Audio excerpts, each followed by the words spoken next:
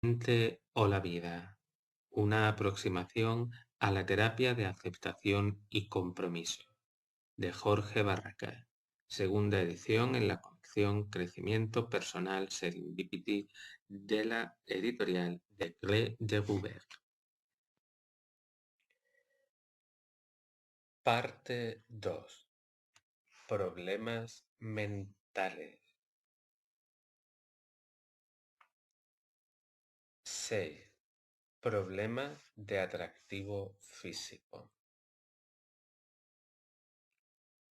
Cita. Advierte, Sancho, respondió Don Quijote, que hay dos maneras de hermosura, una la del alma y otra del cuerpo. La del alma campea y se muestra en el entendimiento, en la honestidad, en el buen proceder, en la liberalidad y en la buena confianza. Y todas estas partes caben y pueden estar en un hombre feo. Y cuando se pone la mira en esta hermosura y no en la del cuerpo, suele nacer el amor con ímpetu y con ventaja. Yo, Sancho, bien veo que no soy hermoso, pero también conozco que no soy disforme. Bástale a un hombre de bien no ser monstruo para ser bien querido, como tenga los dotes del alma que te he dicho. Fin de cita. Miguel de Cervantes en Don Quijote de la Mancha, segunda parte, capítulo 58. Ser o no ser un guapo. Cuando se estrenó la película de Alejandro Amenábar, Abre los ojos, el público quedó cautivado por su ritmo trepidante y su sugerente trama. El argumento de esta cinta gira en torno a la posibilidad de que las vivencias de un joven, incluido un terrible accidente que le desfigura y un atroz asesinato que parece cometer, sean en realidad un sueño del que no puede despertar. César, el protagonista, un joven prepotente, adinerado y conquistador, ve cómo todo su mundo se desmorona tras un choque de automóvil que convierte su atractivo rostro en una mueca horrible. Tras perder la esperanza de que los médicos reconstruyan su antiguo aspecto, decide suicidarse. Resulta posible que la buena aceptación que disfrutó esta película entre los adolescentes obedeciera a la evocación de unas experiencias muy propias del periodo que en esos años les toca vivir. Llegados a la pubertad, los cambios físicos y la apariencia pasan a un primer plano y se convierten en un objeto de sufrimiento u orgullo muy notable. Por supuesto, las comparaciones entre compañeros también se producen a lo largo de toda la infancia. Pero en general el aspecto físico no se vive con tanta intensidad, pues se compensa con la incondicional aceptación familiar, que en la infancia es más importante y las relaciones con el otro sexo no se organizan a partir de él. Cuando se tiene una visión maniquea o poco matizada del mundo, el aspecto físico no es una excepción. Los jóvenes en particular tienden a clasificar a las personas como feas o atractivas, gordas o de figura perfecta. Y ellos mismos se definen como horribles o guapos. No caben términos medios, las cosas son de una manera u otra. Esa es su verdad. Pero no podemos olvidar que la preocupación de los jóvenes por el atractivo físico es un producto de esta misma sociedad y que estos funcionan como una caja de resonancia. Si el físico es importante en nuestra cultura, para ellos resulta crucial, un asunto de vida o muerte. En algunos casos lamentables, no solo en sentido figurado, y la delgadez ensalzada por el entorno en algunas chicas llega hasta la enfermedad, hasta la anorexia. Pase de modelo. ¿Qué formas de belleza se valoran actualmente?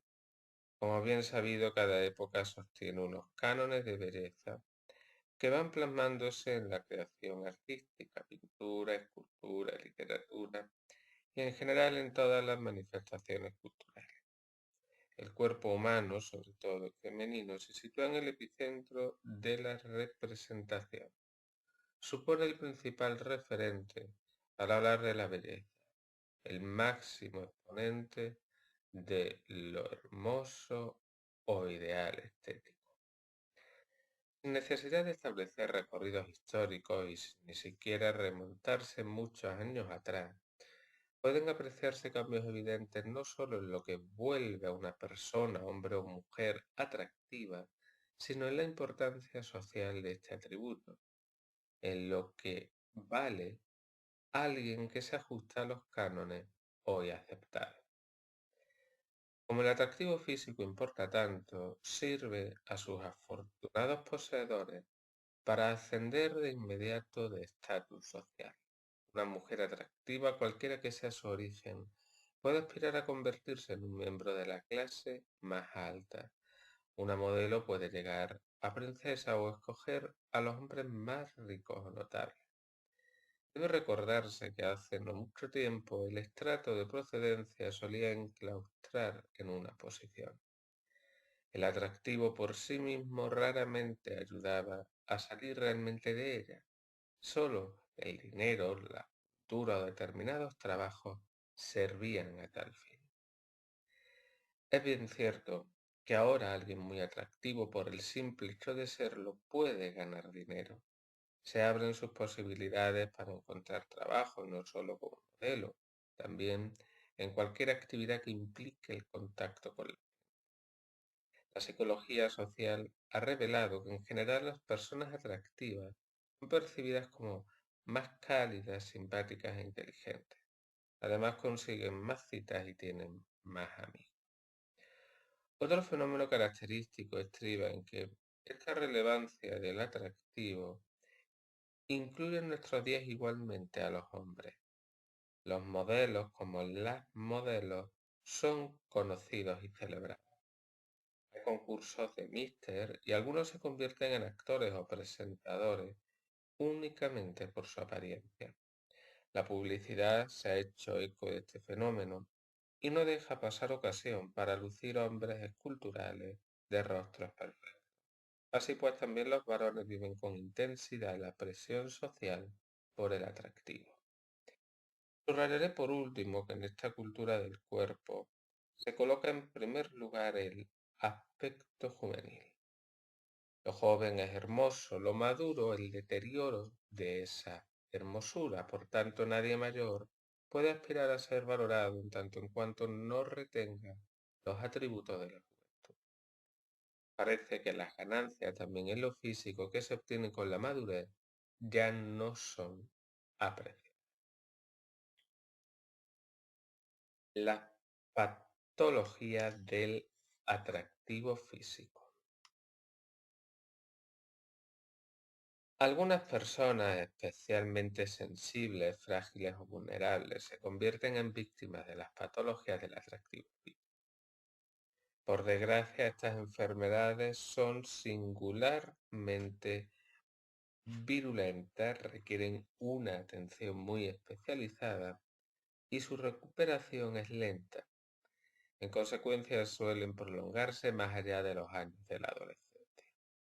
Dos son los trastornos que hoy en día se hallan más extendidos: la dismorfofobia y la anorexia nerviosa. La dismorfofobia o trastorno dismórfico corporal se define básicamente como una preocupación desmedida por un defecto imaginario o muy exagerado por el sujeto de la apariencia física. El sujeto que lo sufre cree que alguna parte de su cuerpo es horrible y que todo el mundo la observa y le señala por ello. Piensa, por ejemplo, que su nariz es gigante. gigantesca, que sus orejas resultan espantosas, que ha perdido casi todo el cabello, etcétera.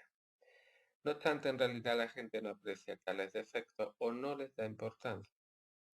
Entre los varones se presentan habitualmente dos preocupaciones dismórficas: el acné y el cuerpo poco masculino, infantil, endeble, insuficiente desarrollo de los caracteres sexuales primarios o secundarios. En las mujeres suele surgir preocupación por los defectos del rostro y la figura. Hay veces que tales preocupaciones rozan el grado de delirante, pese a que los padres, los amigos o conocidos niegan los desarreglos o los consideran mínimos. El sujeto sigue firmemente convencido de que todos los notan, se fijan en él y le rechazan por eso. Recalco que estoy hablando de una obsesión por un defecto imaginario o muy exagerado.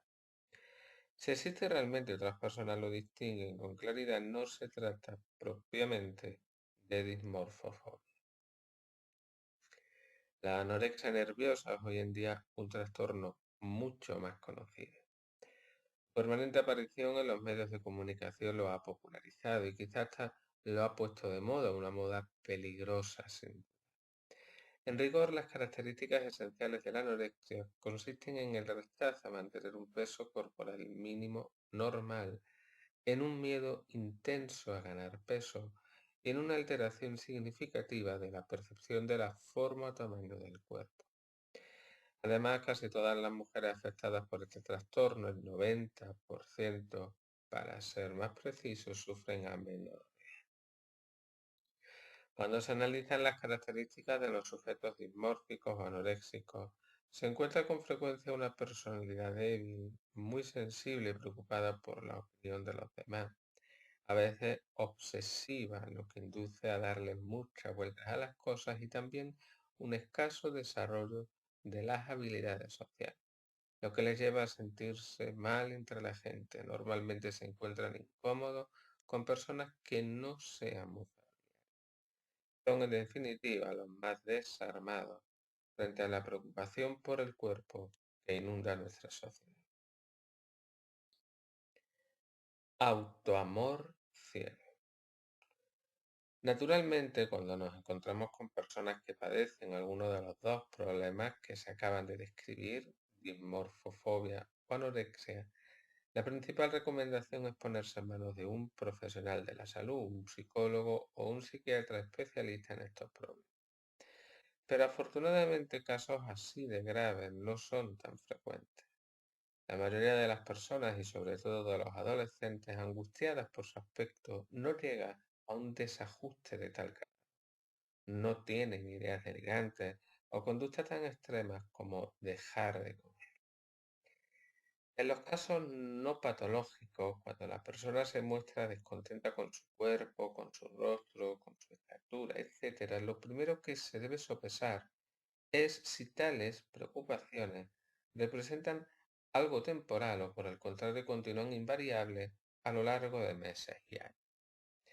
Un acné normal, un desarrollo no complicado, falto de armonía, pueden afectar hondamente a un adolescente, pero sus propios padres u otros adultos cercanos o de confianza pueden explicarle repetidamente que se trata de un inconveniente pasajero.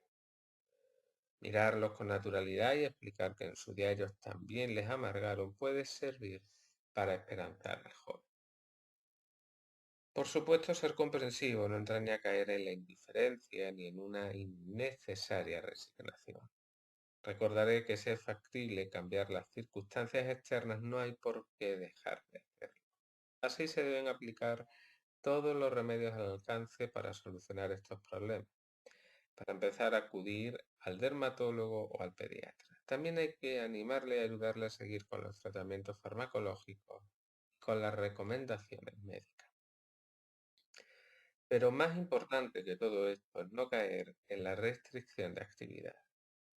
Los jóvenes en particular deben salir, moverse, seguir yendo a grupos, practicar deportes activos y por supuesto no abandonar el colegio o la universidad.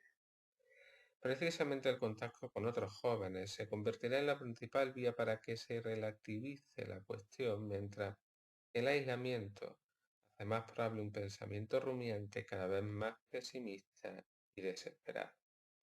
En el caso de las preocupaciones que obedecen a un desarrollo incompleto, el tiempo juega siempre a nuestro favor. Se debe esperar con serenidad, sin alterarse ni impacientarse. Desde luego constituyen un problema muy distinto a los defectos permanentes, las taras físicas congénitas o la falta clara de la ayuda. Resulta en estos casos algo mucho más delicado. Contracorriente. En los casos más llamativos, si las prótesis pueden presentar una ayuda o si las intervenciones quirúrgicas son posibles y llevan consigo un cambio sustancial a mejor, deben barajarse. Pero este remedio debe examinarse con sumo cuidado. En primer lugar, una persona capaz de adaptarse a su defecto y pese a él llegar a estar satisfecho con su físico resulta mucho más elogiable que aquella que se opera de buenas a primeras. Si por ejemplo una joven logra con su esfuerzo y aun pasando por instantes difíciles aceptar una nariz llamativa, un pecho pequeño, una talla más baja de lo normal, etc., se convertirá en una persona más fuerte, segura, estable frente a los cambios y futuras dificultades de su vida en todos los ámbitos, no solo en el físico. Su autoestima se asentará sobre pilares firmes y no andará al albur de las circunstancias. Sin embargo, hoy en día existe la opinión generalizada de que si alguien vive infeliz con su aspecto, lo mejor es operarse cuanto antes. Es una actitud esperable, considerando lo que expuse en el capítulo primero. Cada vez nos hemos hecho más intolerantes ante cualquier estado mental desagradable y nuestro umbral para soportar el malestar psicológico ha descendido de manera sobresaliente. Debe observarse en esta cuestión que aquel que acude a la cirugía estética o se procura un tratamiento como punción, estiramiento, reimplantes de pelo, se convierte en un vasallo de las modas, de los cánones del momento. Alguien incapaz de nadar contracorriente y apostar por unos valores no solo corporales en su realización personal. Que no es capaz de acomodarse un cuerpo falto, de belleza o con defectos concretos, se vuelve una persona menos influenciable, más autónoma, y al cabo transmite ese feliz ajuste con su físico y cualidad. Esta actitud de las personas que aceptan su cuerpo facilita, al poco de estar con ella, que lleguemos a olvidar por completo. Un joven obeso y bajo, con amputaciones, parálisis de miembros o con otro defecto evidente, no tiene más remedio que convertirse en un... Objetivamente no se deben negar los valores imperantes. La gente se fijará en este defecto y hasta puede que se mofen o peor aún lo compadezcan. La postura adecuada aquí pasa por no negar lo evidente que el físico es importante socialmente, mas asimismo que aquellos capaces únicamente de fijarse en este detalle cuando les juzgan son personas que se quedan en lo superficial. Por consiguiente, a la larga, su contacto y amistad no resultan interesantes o provechosos. Cuando llegan a un grado extremo, nos resultan penosos aquellos sujetos que debido a su falta de aceptación del paso del tiempo y de su edad, hacen lo posible por alterar su aspecto físico a fin de aparentar a toda costa una juventud que ya les abandonó. Por supuesto, no es que proponga aquí dejar de cuidarse ni de intentar presentar un buen aspecto, pero cuando por esa intolerancia frente al envejecimiento natural alguien se viste, se arregla, pasa por el quirófano para no ser quienes realmente son, se bloquea un proceso que impide avanzar y cambiar hacia metas más importantes y necesarias en ese momento de su vida. A la larga se convierte en un camino de empobrecimiento. Alicia la Fea. Alicia tenía 25 años, usaba la talla 46, medía 1,53, pesaba 64 kilos y su estructura no resultaba armónica. Era morena, con el pelo muy rizado, ojos marrones y piel bastante oscura. Vestía de forma muy clásica y discreta, apenas se maquillaba, nunca había tenido novio, pero siempre había contado con algunos amigos. Acababa de entrar a trabajar en un despacho de abogados gracias a la mediación de su padre, amigo de uno de los socios. No estaba contenta con el tipo de actividades que allí le mandaban, administrativas en su mayor parte y en absoluto relacionadas con sus estudios de derecho. Alicia se considera poco atractiva y por eso creía que nunca iba a casarse, pero también pensaba que por la misma razón no la trataban bien y no le permitían tener un contacto más directo con los clientes. Dado que obviamente no iba a cambiar físicamente y que por mucho que se arreglase no conseguiría parecer guapa, pensaba que su situación no cambiaría y que siempre estaría en desventaja frente a otras mujeres. Alicia no se daba cuenta de que toda su percepción del mundo estaba mediada por la trascendencia que otorgaba. Al describirse y valorarse, empezaba siempre por lo fea que era. La verdad es que cuando alguien se autoevalúa, no debe olvidar el físico, pero este no ha de representar el 90% de su valor total. Si se juzga a una modelo o a una Miss respecto al ejercicio de su profesión, cabe otorgar un gran valor al cuerpo. Pero si juzgamos a cualquier otra persona en su trabajo o en su vida en general, el cuerpo no puede importarnos. Si una médica, abogada, farmacéutica, psicóloga es poco atractiva, ¿va a ejercer por eso peor su profesión? Hoy en día caemos en un error cuando queremos describir a la gente y en realidad la evaluamos.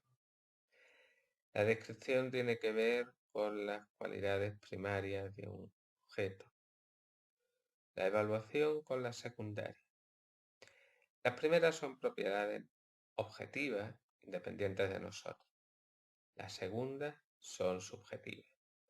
Por ejemplo, una cosa es afirmar que Alicia mide 1,53 y pesa 64, una descripción, y otra bien distinta decir que es una enana y una gorda, una evaluación. Esto puede parecer un juego demasiado sutil, rizar el rizo, pero solo porque lo juzgamos desde nuestro contexto cultural. Si nos situásemos en otra época, por ejemplo 2 siglos atrás o en otro lugar del mundo, por ejemplo entre los esquimales, descubriríamos que la enanez y la gordura nunca estuvieron en la persona, son juicios subjetivos y como tales, sujetos a la moda y la variabilidad. Si Alicia recibe tales descalificaciones, hará bien en darse cuenta de que tales cosas no están en ella y que son solo puntos de vista. La aceptación del físico.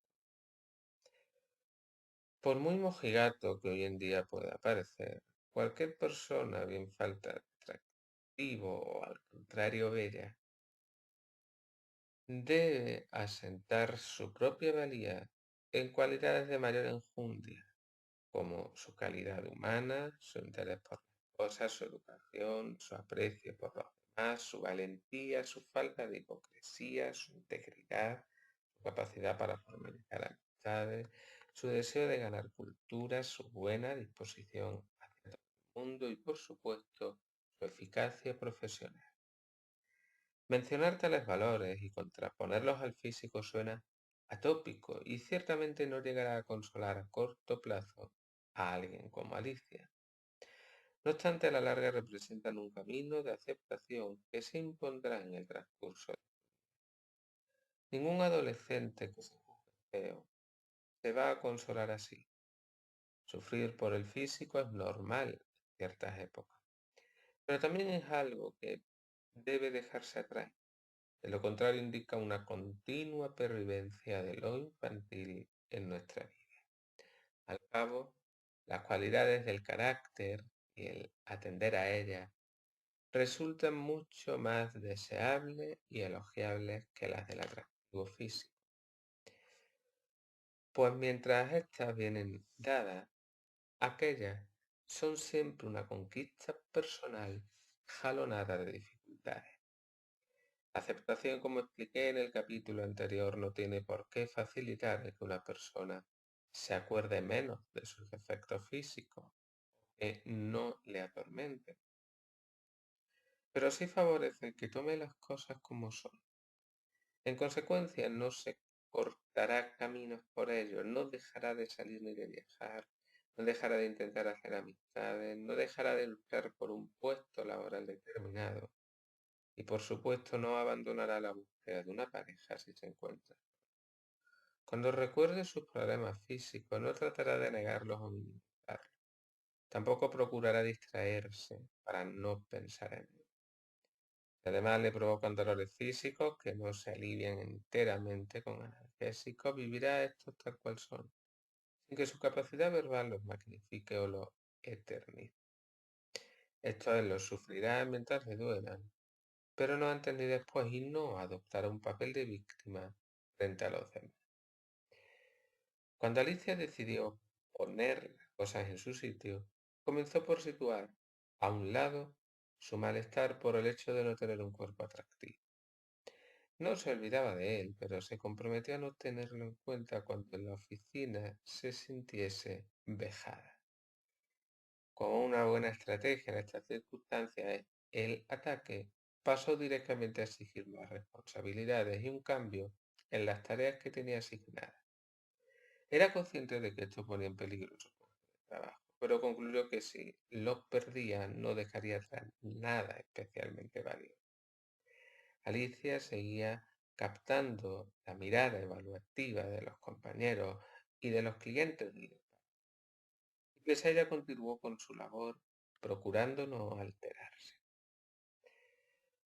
Como la propia aceptación de la falta de atractivo físico es una buena vía para que otras personas del entorno adopten también una actitud menos centrada en la apariencia, aunque como es natural no la garantiza, los compañeros del despacho de Alicia fueron tratándola de una forma más considerada.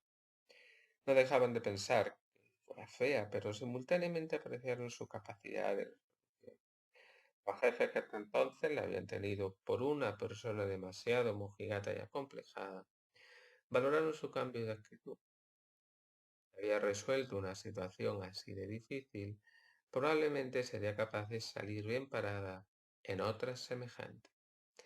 Alicia comenzó a colaborar en casos reales que se presentaban en el despacho. Si una persona aquejada por este problema desea evitar la compasión o una ayuda que no necesita, le conviene aceptar previamente su situación y la mejor manera de mostrarlo a los demás es no dejar de hacer o decir nada por vergüenza. Alicia, como otras muchas mujeres, puso realmente a un lado el asunto del aspecto. En la práctica, al preocuparse por el desempeño del trabajo y no por lo que opinarán de ella, actuó de forma madura, no adolescente. No intentó cambiar sus pensamientos pesimistas con tópicos como el que la belleza está en el interior o que las personas no deben ser juzgadas por su aspecto físico, sino que asumiendo que en el mundo laboral y seguramente también en todos los demás la apariencia es fundamental, resolvió actuar con independencia de esa realidad. Esa fue su aceptación y su compromiso. En los casos de defectos físicos muy acusados, una amputación, unas cicatrices enormes, una ceguera, etc., también deben ponerse a un lado estas circunstancias, abandonar el victimismo y dirigir la atención y el esfuerzo hacia otros aspectos. La vida no se puede reducir a la falta de una mano. De hecho, muchos sujetos aquejados de estos problemas se convierten en profesionales de singular competencia. Quizás incluso les estimen. ¿De verdad importa que Stephen W. Hawking esté encadenado a una silla de ruedas, que Joaquín Rodrigo fuese ciego, que Cervantes escribiese manco el Quijote, que Quevedo fuese cojo, que Ruiz de Alarcón tuviese dos jorobas. ¿A quién le importan ahora estos defectos?